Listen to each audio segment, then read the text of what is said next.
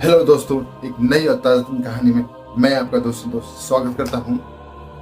अभी आपने ये इतनी सारी कहानियां देखी। अभी मैं ऐसे मिस्र में एक जगह देख रहा था यार। तब मैं मुझे पिरामिड दिखाई दिया। तब मुझे याद आया, अरे यार, पिरामिड किसके लिए बने थे?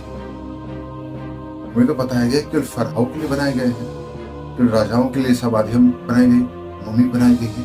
लेकिन क्या वाकई केवल फराहों के लिए बनाया गया है या फिर कुछ और कारण है? ऐसा कारण जो आज तक नहीं बनाया गया, बताया गया किसी को। और ये कारण कब पता लगा था? हुआ क्या था, सन 1927 के आसपास, जब पिरामिडों वगैरह की खुदाई स्टार्ट हुई थी, उस और थोड़ा सा पहले ही हो गई थी। उस वक्त ये राज हो जाता। और ये जो राज है, क्या ये शैतानी शक्ति है या कुछ और है? इस कहानी के द्वारा मैं इसको शुरू करता हूँ।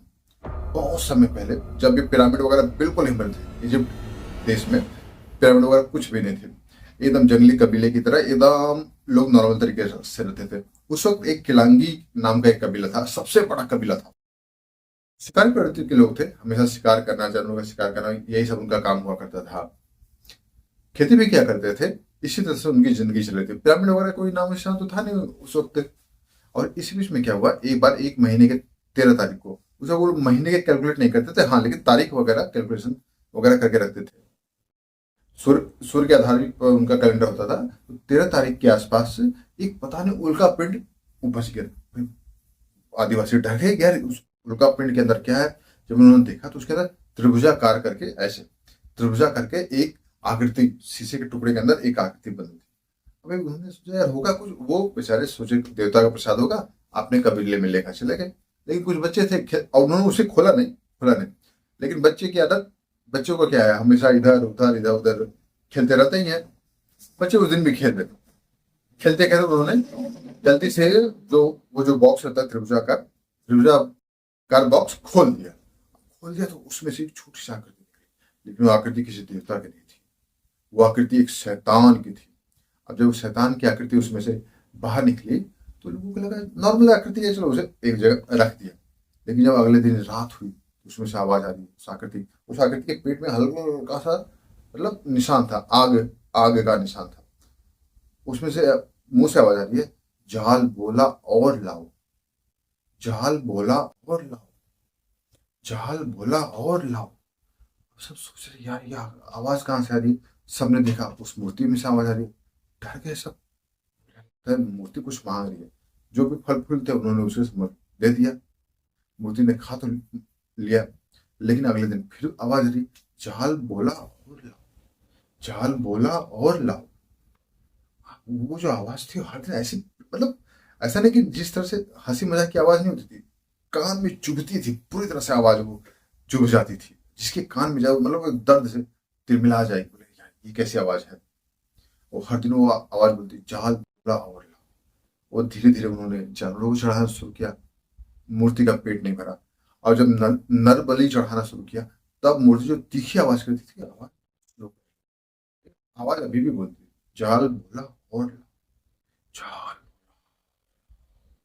जाल बोला और लाओ। ऐसी स्थिति हो गई मिस्र में कि किलांगी कबीले के लोगों को दूसरे कबीले के लोगों को मारना पड़ा। भाई दूसरों को मारोगे तो दूसरा भी तो अटैक करेगा। आप आपस में लड़ाई शुरू, लोग कहाँ शांत जगह, एक रक्तपात, मारा मारी, नर बलि, सब कुछ स्टार्ट हो गया वहां पे। सब परेशान, बोले यार ये मूर्ति कौन सी शैतानी मूर्ति है जो यहाँ पर आ गई। और सबसे बड़ी बात, मूर्ति हर दिन दिन दिन थोड़ी थोड़ी थोड़ी थोड़ी करके, एक एक इंच करके बड़ी हो जा रही थी। थोड़ी बड़ी, थोड़ी और बड़ी, थोड़ी और बड़ी। यार ये मूर्ति ऐसी बड़ी होती रही तो कहाँ तक पहुंच जाएगी, हमारा पूरा देश तबाह कर देगी। तो कुछ गांव के कबीलों ने, जो कबीलों है, बोले इसको कैद कैसे किया जा सकता है। तब उनको याद आया, ये तो त्रिभुजाकार आकृति के अंदर बदल थी, त्रिभुजाकार आकृति के अंदर। तब उनको लगा अच्छा अच्छा अच्छा, अब उतना बड़ा शीशा तो बना नहीं सकते थे ना। तब उनको लगा नहीं, ये पत्थर से बनाया जाएगा। पत्थर से उन्होंने रात दिन करके घिस घिस के राजा से पैसा लेके कैसे भी करके घिस घिस के बनाना शुरू किया। और बनाना इतना आसान नहीं था। मूर्ति हर दिन कोशिश करती कि लोग ना बना पाए, लोगों को लड़वाती। एक पीढ़ी, दो पीढ़ी, तीन पीढ़ी, कई पीढ़ियां निकल गई, 100 150 साल निकल गए एक एक पिरामिड को बनाने में। लेकिन लोग भी जिद्दी, बोला कि हम रहें ना रहें, लेकिन इस जाल नाम के दैत्य को नहीं रहने देंगे, इसको इसी में कैद करके रख देंगे।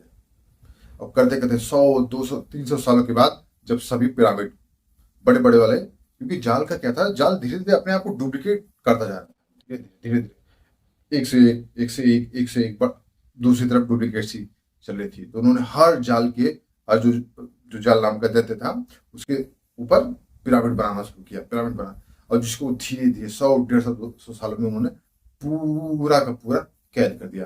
अब कैद करने के बाद भाई जाल कहीं आजाद ना हो जाए, उसकी उन्होंने कहानी पिरामिड वगैरह में पूरी डिटेशंस लिखी, क्या भाई देखो इसको आजाद मत होने देना, पिरामिड को कभी खत्म मत करना। इसलिए आज भी 1000 साल बाद पिरामिड वैसे के वैसे है। और आपको लगता है मजाक की बात है, जैसे मैं हंसी मजाक कर, अब याद करो धरती के पेट में आग क्यों है, वो उसी जाल की आग है। जाल नाम के दैत्य ना, उसकी आग वो धरती के अंदर है, जो ज्वालामुखी के रूप में कई बार बाहर निकल, लेकिन पिरामिड की होने की वजह से आज हमारी धरती बची है। नहीं तो जाल नाम का दैत्य पता नहीं कब वापस आ जाता और फिर पूरे सब लोगों को इस बार कंट्रोल में नहीं आ पाता, क्योंकि पिरामिड बार बार नहीं बनते हैं। आज पिरामिड है तो हम, तो कहानी गई वन में, सोचो अपने मन में जाल के बारे में, लेकिन मत सोचना। चलता हूँ, कल फिर मिलूंगा, फिर से एक बार नई और ताजा कहानी बनाऊंगा। Signing off, bye.